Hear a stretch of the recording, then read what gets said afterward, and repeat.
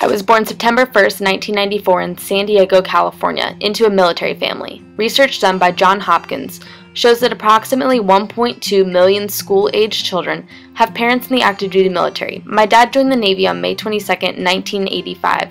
He served his country for 27 years before he retired this past spring. Living in a military family means certain sacrifices. One just happens to be moving frequently. A year after I was born, we moved to Pensacola, Florida, where my younger brother Kyle was born. 3 months after Kyle was born, we moved to Virginia Beach, Virginia, where I attended preschool. 2 years after that, we moved to Middleton, Rhode Island, where I went to Linden School for kindergarten. 10 months later, we moved again to Colorado Springs, Colorado, where I attended 1st through 3rd grade at Explorer Elementary. Just as I was getting comfortable, next was a move to Hanford, California, and 4th through 6th grade at Monroe Elementary. As I got older, moving became more difficult because I was building stronger bonds with friends in the town I was living in. We made one last move to Chesapeake, Virginia, where I went from 7th grade until senior year. This was a drastic change for me because I had never lived somewhere for more than 3 years before this. When you're raised in a military family, you get used to moving, picking up your life, and taking it somewhere else, leaving behind your home and friends to start over miles away.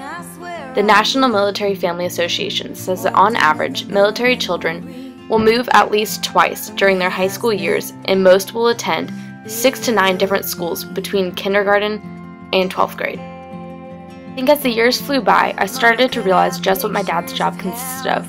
When I was little, I saw my dad's job as just that, a job. He was gone for most of my day, coming home just in time for dinner and leaving really early the next morning. In reality though, my dad was only deployed once in my lifetime, which is uncommon in the Navy. I am lucky that my dad's presence was more frequent than other families. The Navy is a demanding job. It affects not only the one serving, but also their family. The time away, the events missed, and the danger experienced is even sometimes more tolling on the family. It must have been so hard for my mom to take care of me and my younger brother while my dad was on deployment in 1999. She all of a sudden was missing her other half for 9 months, all while trying to manage to take care of a 2- and 5-year-old. The Military Deployment Guide sponsored by the Department of Defense suggests that in order to help children cope with the deployment, you should give each child a picture of the family member in the military. My mom gave both Kyle and I a laminated picture of my dad, with the both of us, to remind us who he was and that he was always with us. I am so lucky though that my dad didn't miss the daddy-daughter dance, me getting my license, my prom, my first job, and my graduation. My mom has been a rock throughout my dad's entire career in the military. She put up with long nights, crying babies, and moody teenagers. She's an awesome woman. I couldn't have asked for a better mom. My dad too is an incredible person. He put his life on the line many times by being in the military. He is brave and intelligent, and I am so proud of him. There are many things I saw growing up as a negative. I hated the fact that once I felt at ease and comfortable somewhere, we were uprooted and I had to go make new friends in a strange place. I would become so close to people only to have to leave them. I grew up never having a hometown like most of my friends.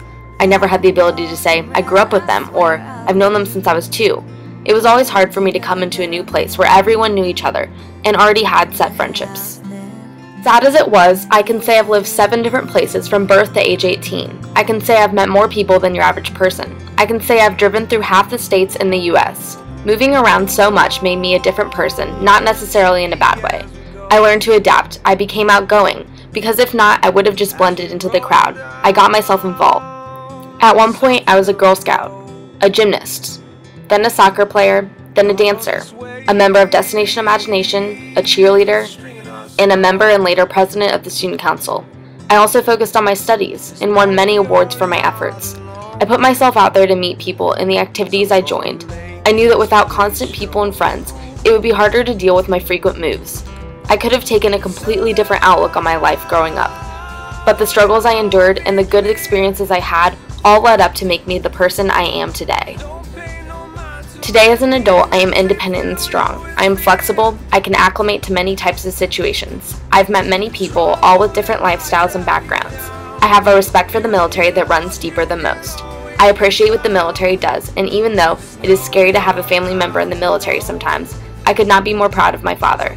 I have more confidence in myself. I know how to make friends easier than most. In a way, I would say that moving as much as I did even made me better prepared for college. I create a home wherever I go. Many kids go off to college unaware of how hard it's going to be away from their home and their parents. Due to my experiences, I can call JMU home. I know how it is to have to start over. This time, I'm just doing it without my parents. Being a member of a military family has made me tough, loving, diverse, and resilient. I'm adjusting to JMU because I've been adjusting my whole life. Even after all the moves, the absence of my dad, losing friends, and trouble fitting in, I would never trade being a military family for anything.